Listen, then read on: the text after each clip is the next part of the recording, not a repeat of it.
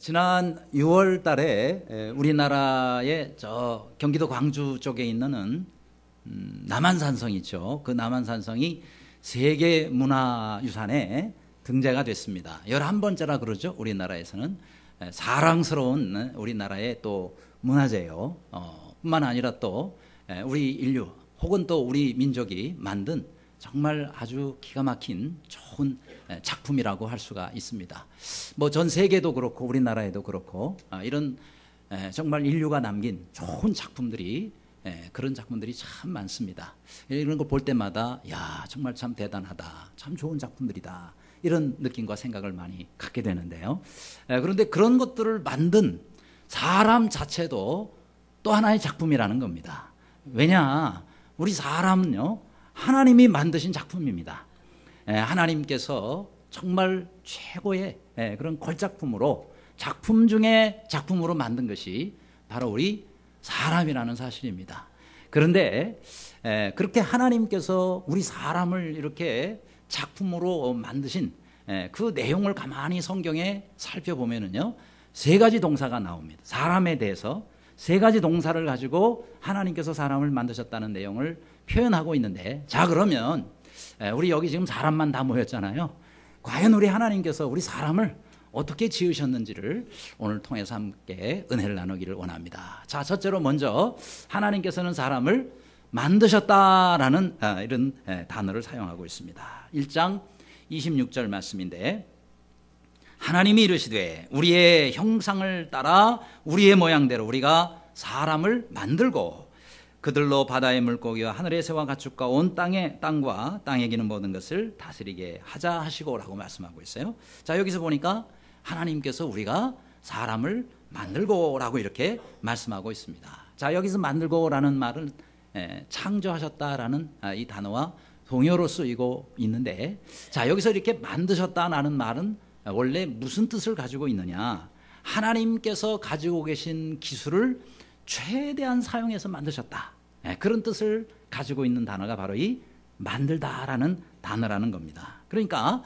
하나님께서 가지고 있는 기술을 최대한 발휘하셔서 사람을 작품으로 만드셨다는 겁니다. 자, 그러면 우리는 이제 주변에 보면은 상품이 있고 작품이 있잖아요.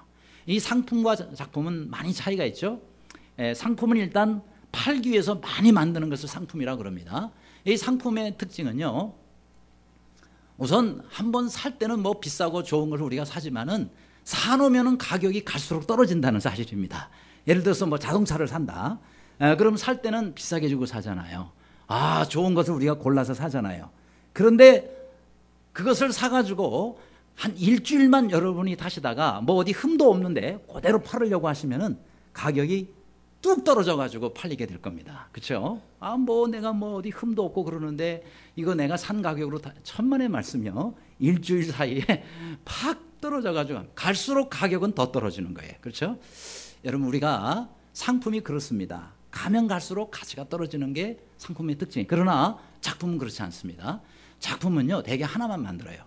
그렇기 때문에 그 작품은 사실은 갈수록 더 가치가 올라가는 것이 작품의 특징입니다. 그러니까 그 작품을 만든, 예를 들어서 유명한 작가가 죽었다 그러면 그거는 또 천정부지로 값이 또 올라가는 거예요. 이게 작품의 또 특징입니다. 그러니까 하나님께서 더군다나 사람이 만든 것도 뭐 몇백억 이렇게 올라가는 작품들도 있는데, 하물며 하나님께서 기술을 최대로 사용하셔서 만든 우리 이 사람이라는 이 작품은 그야말로 값을 따질 수 없는 그런 하나님의 작품이라는 사실을 잊지 마시기를 바랍니다. 우리 옆 사람 한번 인사하겠습니다. 그대는 하나님의 걸작품이십니다. 인사하겠습니다. 왜 걸작품이라 그러느냐, 하나님이 대충 만들다가 실수해서 나온 게 우리가 아니라는 거죠. 하나님의 기술을 심혈을 기울여서 만들어가지고 작품으로 나온 것. 물론 우리가 이렇게 딱 볼 때도 야, 이렇게 나같이 쭈글쭈글하고 이렇게 나같이 여기저기 고장난 게 많은데 뭐 내가 뭐 걸작품 아니에요. 하나님께서는 원래 우리를 정말 하나님의 고귀한 작품으로 만드셨습니다. 그걸 우리가 알고 또 그것에 대해서 감사해야 된다 하는 겁니다. 그래서 상품은 비교가 될 수 있지만 작품은 비교할 수가 없는 거예요. 왜? 하나뿐이 없기 때문에. 하나뿐이 없기 때문에 이건 비교가 불가능한 겁니다. 그래서 여러분 에베소서 2장 10절에도 보면 우리는 그의 만드신 바라라고 말씀하셨어요. 여기서 만드신 바라라고 했을 때 이 바라는 말이요, 헬라어로 포이에마라는 단어를 쓰고 있어요. 근데 이 말은 뭐냐면 여러분 여기서 포임이라는 단어가 나옵니다. 이 포임이 시라는 거거든요. 한 사람이, 시인이 말이죠, 자기의 최대한의 그런 정열과 그 다음에 또 단어와 실력을 총동원해가지고 한 시를 작품으로 만듭니다. 그런 것처럼 하나님께서는 우리를 모든 하나님의 정성을 다해서 하나님의 작품으로 만든 존재가 바로 우리 사람이다라는 사실입니다. 그렇기 때문에 우리는 하나님의 그런 또 우리를 만들어 주심에 대해서 정말 감사해야 된다. 그런데 여기서 이 만들다라는 이 단어가 또 많은 만물들에도 사용했습니다. 그런데 창세기 1장에 보면은 하나님 만드신 게 뭐예요? 궁창을 만드시고 해와 달을 만드시고 땅 위의 짐승들 다 이런 거를 만드셨다라는 말씀을 하시면서 사람에 대해서도 만들었다 그러시거든요. 그러면 사람을 하나님께서 만드시기 전에 하나님께서는 이미 이 모든 것들을, 궁창과 하늘 모든 것들을 다 미리 만드셨다는 사실입니다. 자, 이게 왜 중요하냐면요, 하나님께서는 사람이 이 땅에 태어나가지고 이 땅에 있는 것들을 누리며 살기 전에, 그렇죠? 사람이 있어지기 전에 이 땅에 있는 모든 것들, 우주를 포함해서 미리 다 만들어 놓으셨다는 사실입니다. 누구를 위해서요? 우리 사람을 위해서. 그건 아멘은 안 하시나요? 하나님께서 우리를 위해서 모든 것을 미리 만들어 놓으셨음을 믿으시기 바랍니다. 여러분이 안 믿어도 그거는 하나님께서 그렇게 하신 거예요. 왜요? 성경이 이렇게 말씀하고 있습니다. 그러니까 하나님께서는 최대 기술과 최대의 정성을 사용하셔서 사람이 이 땅에 태어나기 전에 우리 사람이 태어나고 만들어지면 그것들을 누리고 사용하는 데 불편함이 없도록 하기 위해서 하나님께서는 모든 것을 다 미리 예비해 두시고 준비해 두셨다는 거예요. 우리 지난주에 하나님은 여호와 이레 하나님이시다 그랬죠? 여호와의 산에서 준비하시는 하나님. 그러니까 우리 하나님은요, 우리가 살아가면서도 여기저기 갈 때에 여호와 이레 하나님으로 준비하실 뿐만 아니라 우리가 이 땅에 있기 전에도 하나님은 여호와 이레 하나님이셨다는 사실입니다. 우리가 태어나기 전에 하나님은 모든 것을 우리를 위해서 다 만들어 놓으셨다는 사실입니다. 따라서 우리 하나님은 역시 준비하시는 하나님이라는 사실입니다. 누구를 위해서요? 바로 우리를 위해서, 사람을 위해서. 그거에 별로 아멘 안 하시는 것 같은데, 자, 여기 보세요.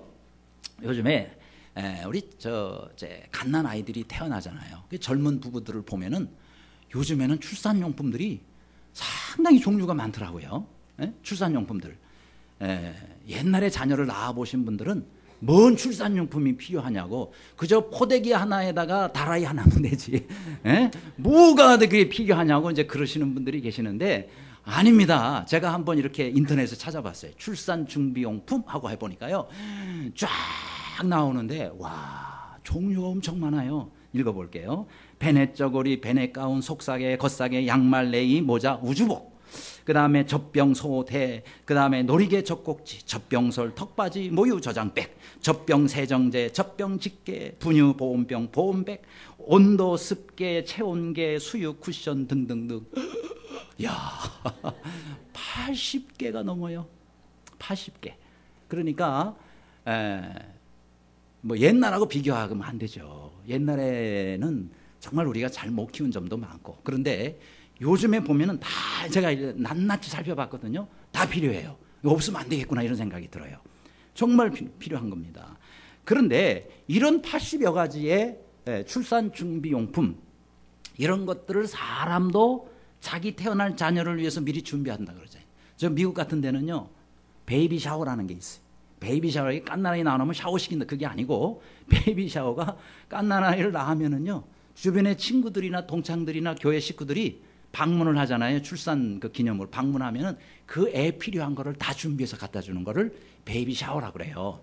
그게 일반화되어 있는데 우리는 아직 그런 문화는 아니에요. 알아서 준비해야 돼요. 그런데 야, 사람도 자기 태어날 자녀를 위해서 이렇게 준비를 하는데, 하물며 우리 하나님께서 최고의 걸작품으로 만든 사람을 위해서 준비를 안 하셨겠냐 이 말이죠.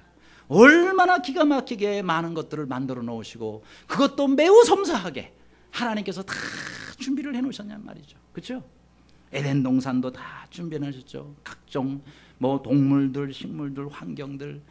심지어 제가 개미를 한번 이렇게 찾아보니까 여러분 개미가요 눈에 보이지도 않을 정도로 조그맣니다. 저 멀리서 가면. 근데 그 개미 종류만 3만 종이 넘는데요. 전 세계에 개미 종류만. 이야, 그러니 아직 발견 못한 게 더 많대네. 더 많대요. 그러니까 하나님께서는 참 많은 것들을 다양하게, 우리가 너무 지루할까 봐 꽃도 종류대로 만들어 놓으셨잖아요. 또 우리가 또 질릴까 봐 과일도 새콤한 거, 달콤한 거, 뭐 씁쓸한 별의별 과일들을 다 만들어 놓으셔. 이야, 그러니 얼마나 감사해요. 여러분, 우리 이 건물 저 뒤에 가면은 미니 정원이 있잖아요. 거기에는 한 10여 가지의 여러분 그 과일들이 있습니다. 거기에는 그러니까 복분자도 있어요.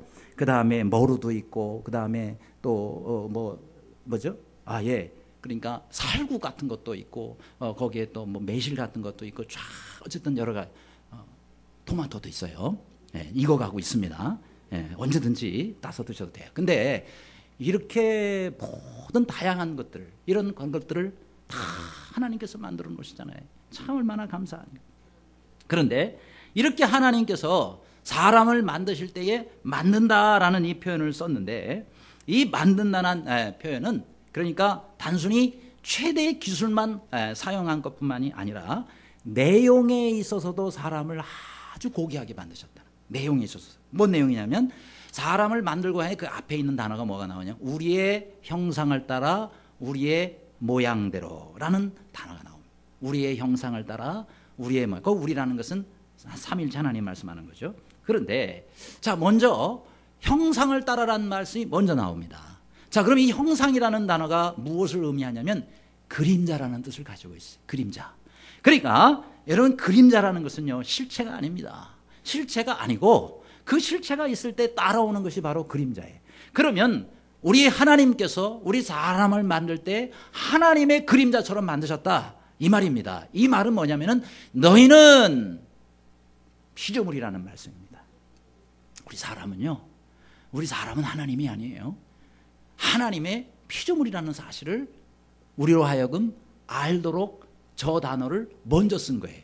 여러분, 모양이라는 단어가 있고 형상이라는 단어가 있는데, 형상이라는 단어를 먼저 쓴 이유는 너희는 피조물이라는 사실을 우리에게 가르쳐 주시기 위함입니다.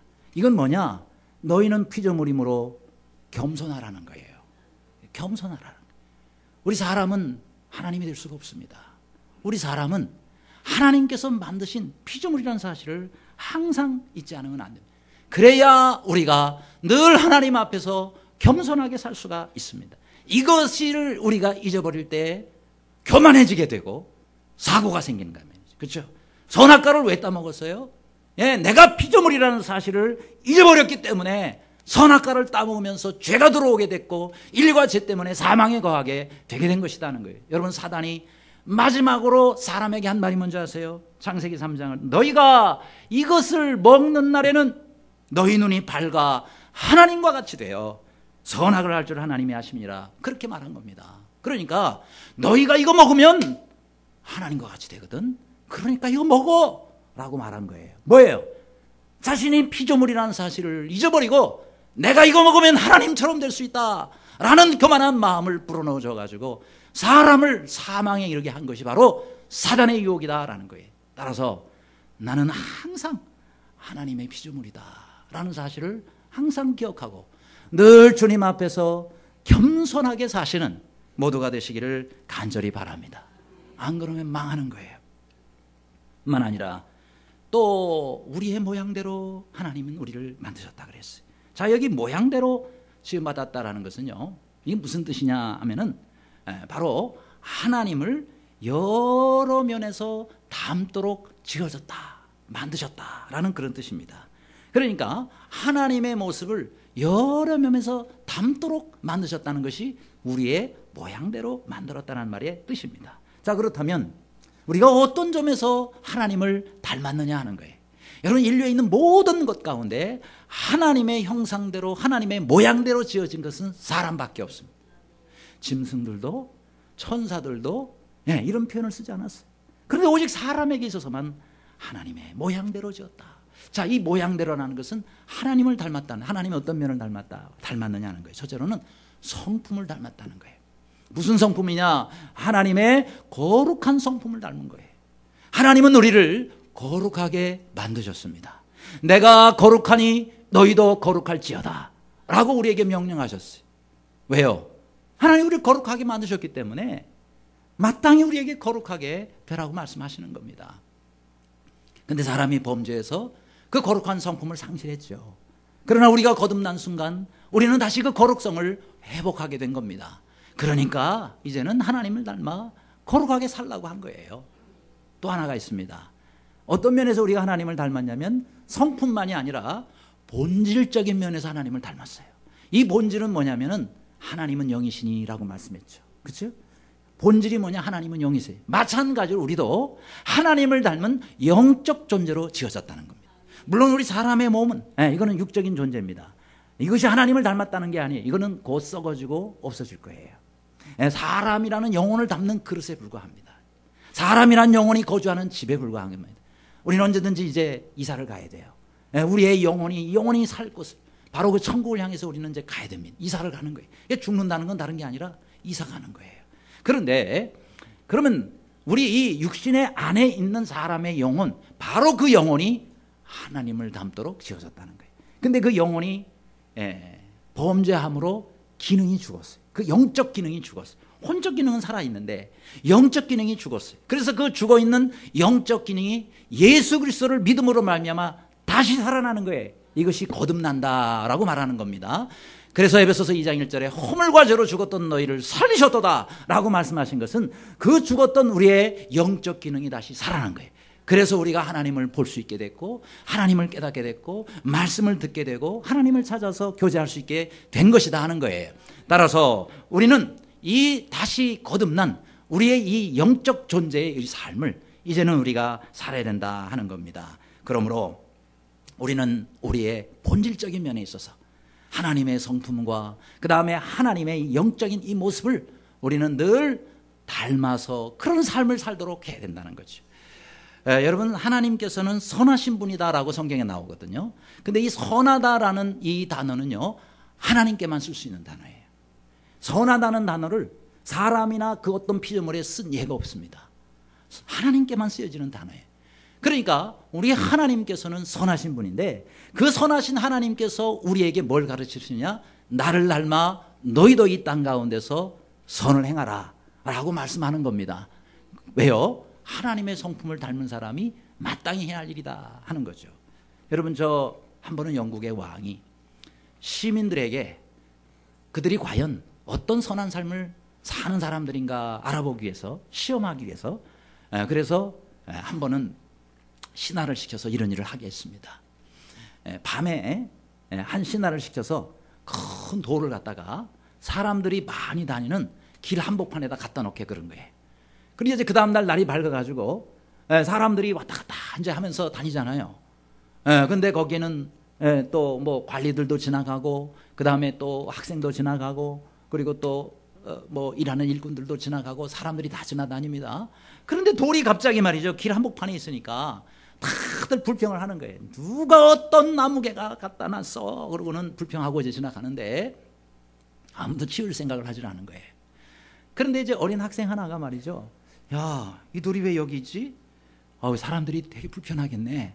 그런 생각을 하고는요, 그러고는 가던 길을 멈추고 그 돌을 붙잡고 낑낑 내면서 겨우 해가지고 이 돌을 길 옆으로 옮겨놨습니다. 근데 돌을 옮기는데 그 돌 밑에서 뭔 주머니가 하나 나오는 거예요. 주머니에 보니까 돈이 꽉 차 있어요. 그걸 거기 무슨 쪽지가 있는데 그걸 보니까 이 돌을 치우는 일꾼을 위한 삭시입니다. 그렇게 적혀 있는 거예요. 야, 돌 하나 치웠다고? 거기에 있는 돈 주머니에 있는 돈을 이 사람이, 이 학생이 벌게 된 거죠. 그거 너무 좋아하고 있는데 그 광경을 저 뒤에서 왕이 보낸 신하가 보고 있었던 거예요. 왕이 당연히 누가 치우는지 보고 그 사람을 데려오너라 이렇게 명을 내렸겠죠. 학생에게 와가지고 같이 갑시다. 어디요? 왕께서 부르십니다. 국왕께서 부르십니다. 예? 따라갔어요. 따라갔더니요, 왕이 말이죠, 얼마나 잘 대접을 하면서, 예, 우리나라에 너 같은 학생이 있어서 대단히 나는 기쁘게 생각한다. 그러면서 상장도 주고요, 상금도 또 더하여 주었다는 거죠. 그런 놀이라면 전 10개라도 치우겠습니다. 그런데 뭘 우리에게 가르쳐 줍니까? 예, 여러분, 국왕의 마음은 하나님의 마음과 비슷한 점이 많습니다. 다른 사람들의 입장에서 다른 사람들이 불편하고 어려워한 것들을 내가 짐을 지고 내가 좀 희생이 되더라도 그것을 치워서 선을 행할 때, 예, 그것은요, 다른 사람에게도 기쁨이 되고 나에게도 기쁨이 되고 하나님께도 기쁨이 되는 거예요. 하나님께서는 그 상을 잃지 않으심을 믿으시기를 바랍니다. 오래전에 한 20대 한 청년이 우리나라에서 어느 부대에 운전기사로 일을 하고 있었어요. 트럭을 모는 운전기사인데, 그런데 어느 부대냐면 미8군에서 트럭을 모는 운전을 하면서 그 다음에 청소 용역에 청소 일을 동시에 하고 있었습니다. 그런데 한 번은 저 인천에서 서울까지 트럭에다가 짐을 싣고 가고 있는데 중간에 큰 넓은 도로에서 한 여성이 말이죠, 서가지고 쫄쫄 매고 있는 거예요. 가까이서 보니까 외국인 여성이에요. 그래서 본인이 미8군에서 외국인 여러 사람들을 이렇게 상대를 하기 때문에 무슨 일이지? 그냥 지나갈래다가 너무 이렇게 힘들어하는 것 같아가지고, 그래서 일단 차를 세우고 물었다는 거예요. 무슨 일이십니까? 그랬더니 예, 제 승용차가 갑자기 중간에 가다가 고장이 나가지고 이거 지금 꼼짝을 못하고 있는데 이거 어떻게 하면 좋을지 모르겠습니다. 그러세요?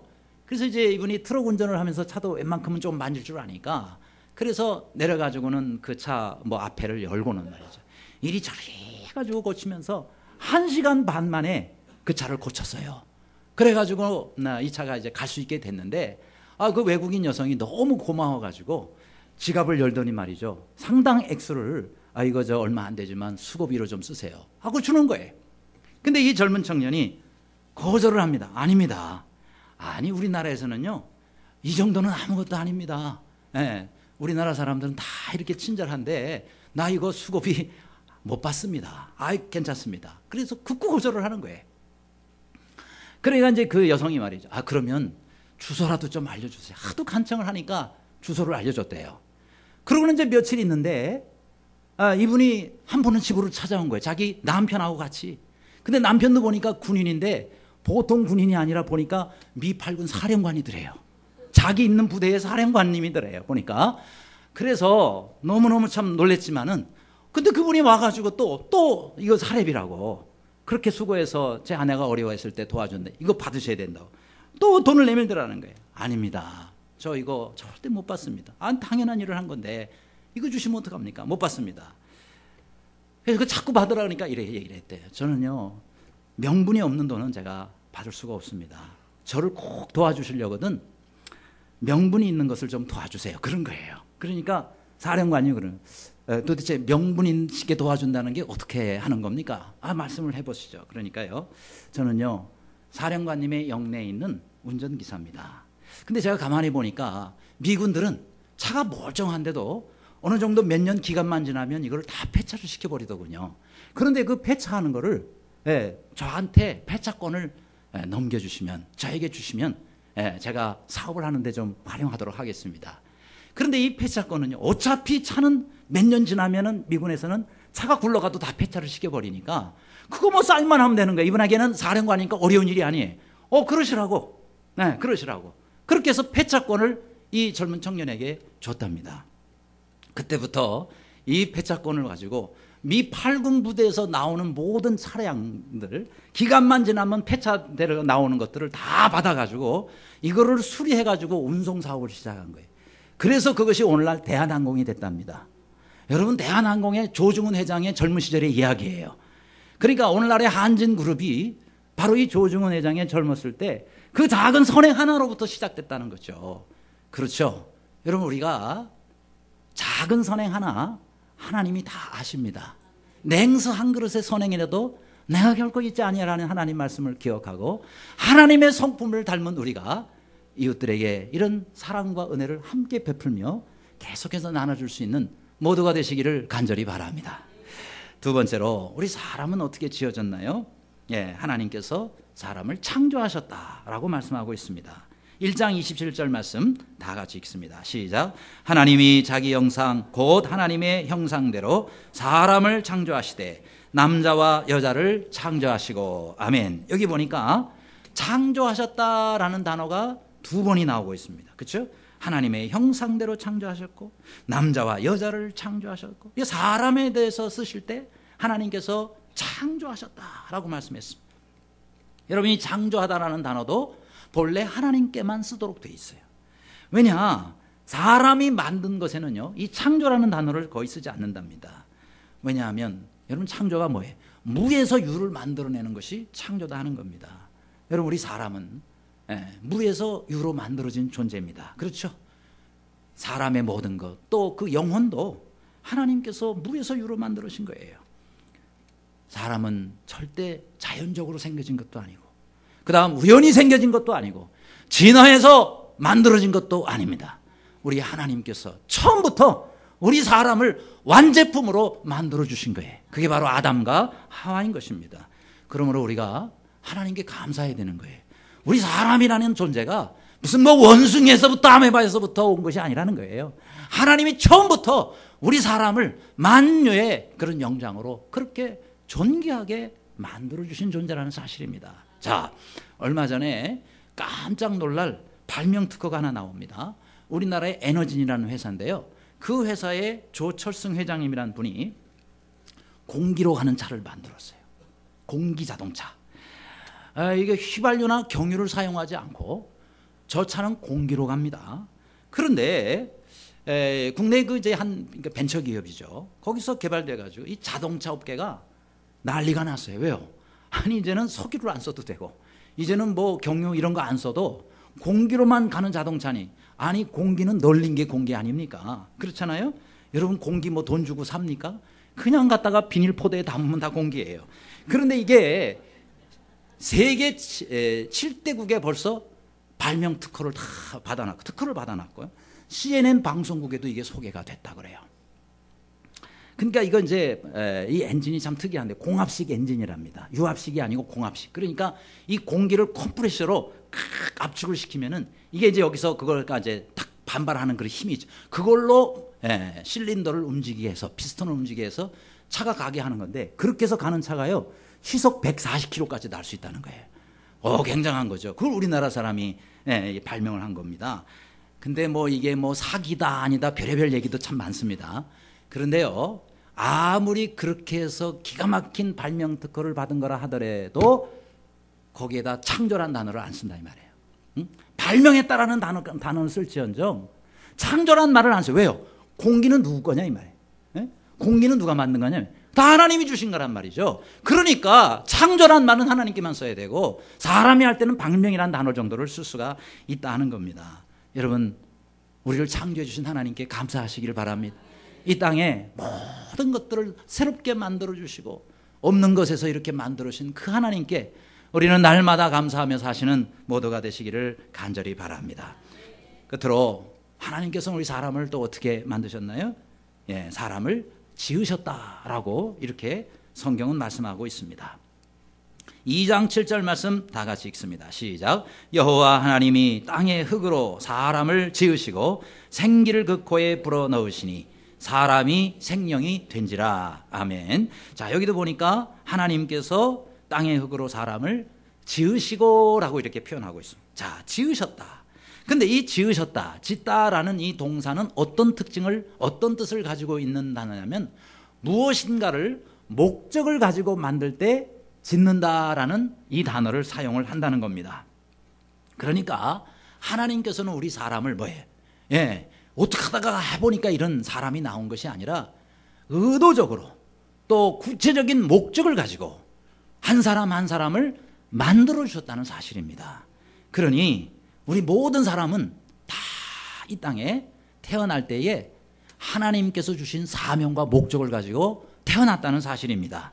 이사야 45장에도 보면은 여호와는 하늘을 창조하신 하나님이시며 땅도 조성하시고 경고케 하시되 헛되이 창조하지 아니하시고 사람으로 거하게 지으신 자신이라 라고 말씀하고 있거든요. 땅을 뭐 때문에 만드셨다고요? 사람으로 그 안에 거하도록 하기 위해서.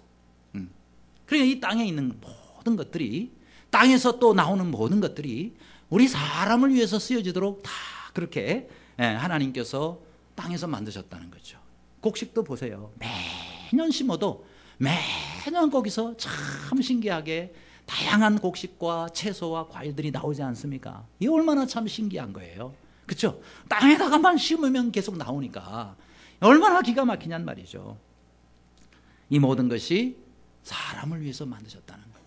그러니까 우리 사람들은요, 하나님께서 나를 목적을 가지고 만드셨다는 사실을 잠시도 잊어서는 안 됩니다. 자, 여기 물컵이 하나가 있습니다. 근데 이 물컵을 왜 만들었어요? 물을 담기 위해서 만들었단 말이죠.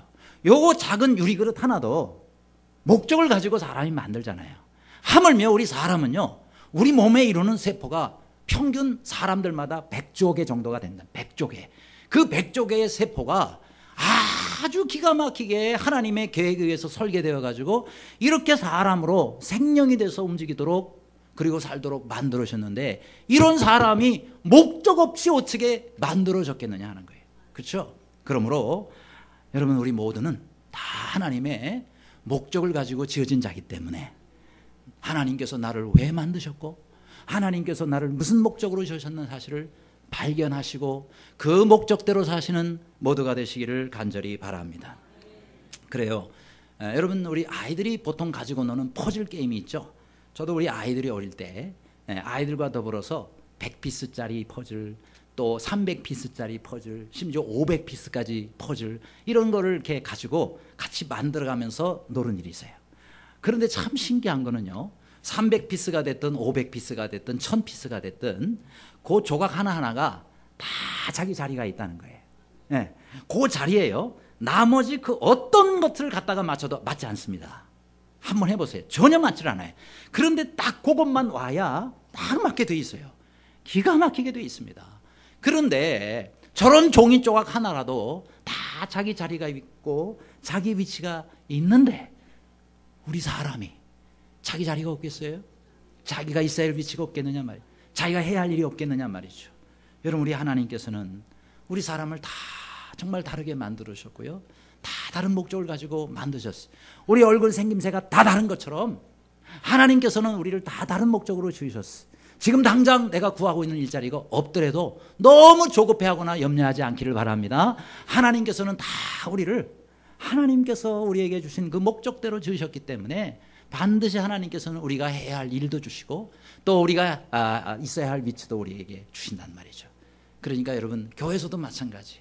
교회에서도 여러분이 해야 할 일이 있고요, 여러분이 있어야 할 위치가 있는 거예요. 그것을 발견하시기를 바랍니다. 그걸 가지고 주님을 섬기고 그걸 가지고 교회를 섬기는 여러분들이 되시기를 간절히 바랍니다. 사도 바울도 그랬잖아요. 육체에 가시가 있다 그랬어요. 그 육체의 가시가 너무 힘들어서 하나님 앞에 기도합니다. 주여, 이 가시를 내게서 제거해 주옵소서. 그런데 우리 주님께서 주신 응답이 뭐예요?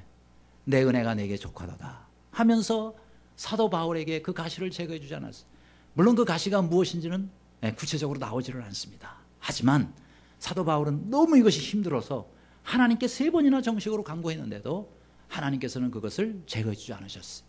내 은혜가 내게 족하도다. 아하, 그렇구나.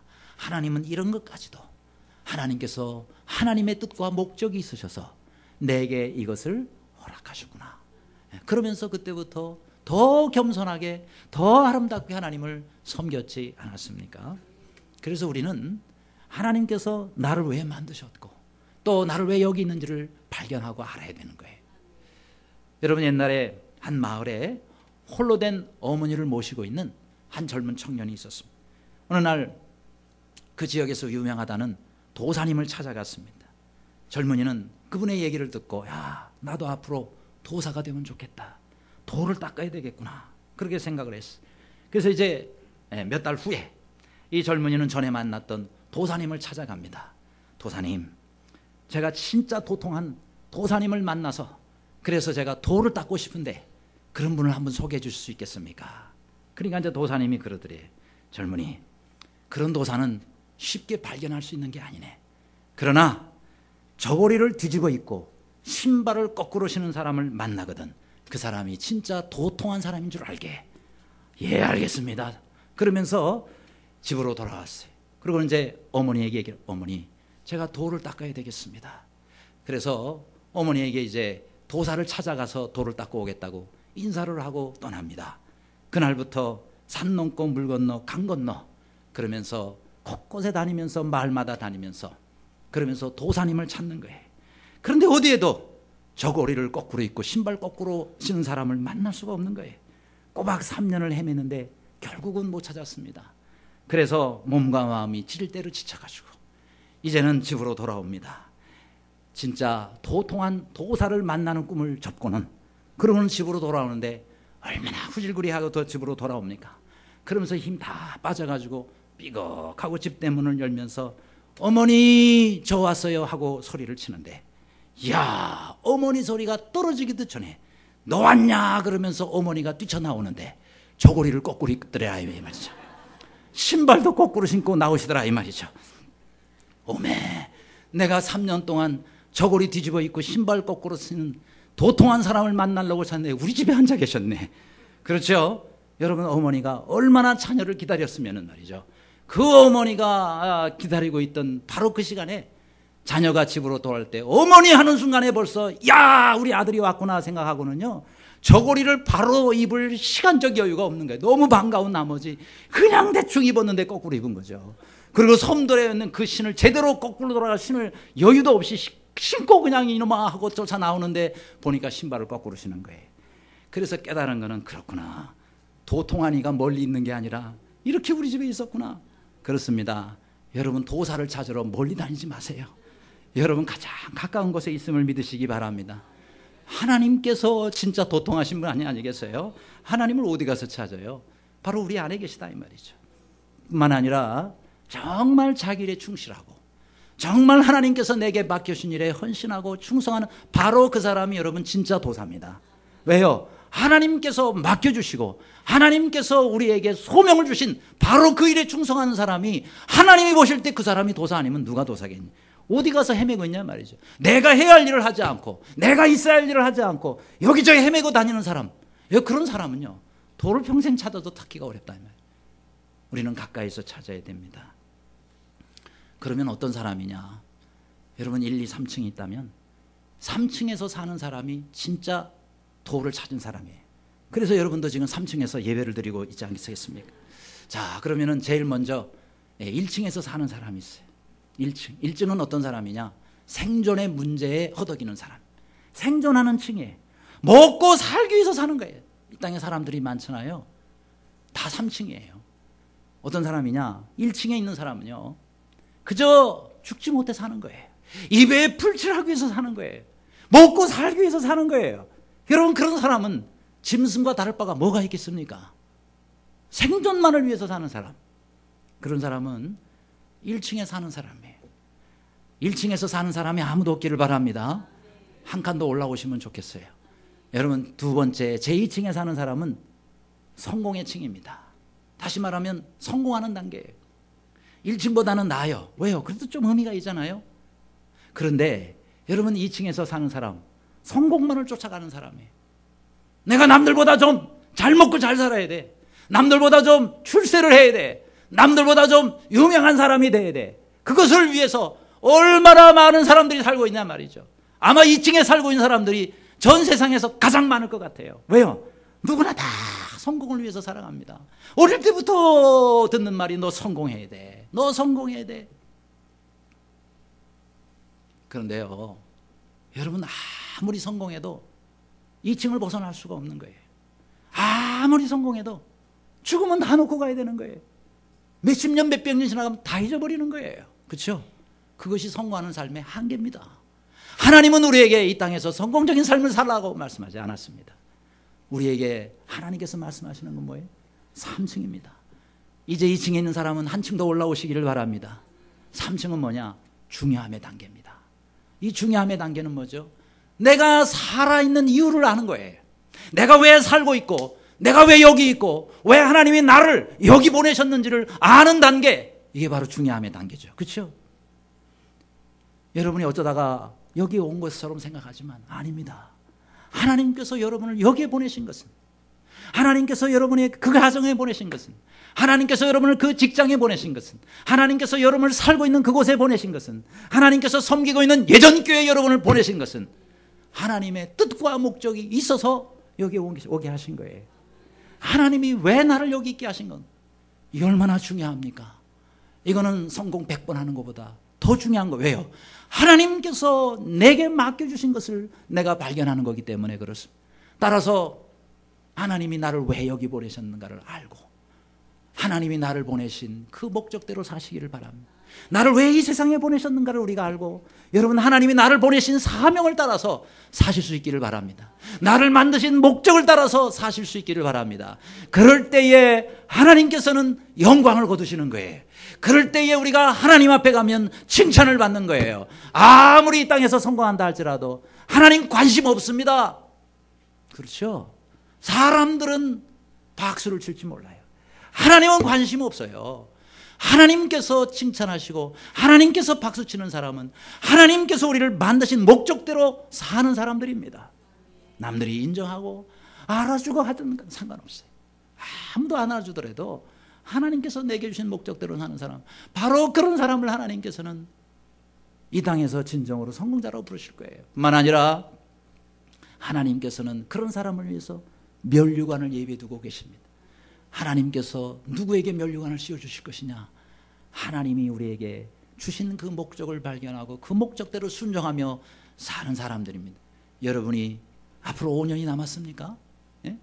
우리가 이 땅을 하직할 날이 5년이 남았나요? 10년이 남았나요? 몇십 년이 남았나요? 그거 그리 중요하지 않습니다. 중요한 것은 내가 있는 기간 동안에 내가 얼마나 주님께서 나를 보내신 그 목적을 발견하고 그 목적대로 사느냐는 겁니다. 그렇게 나머지의 생애를 사시는 우리 모두가 되시기를 주님의 이름으로 축원합니다.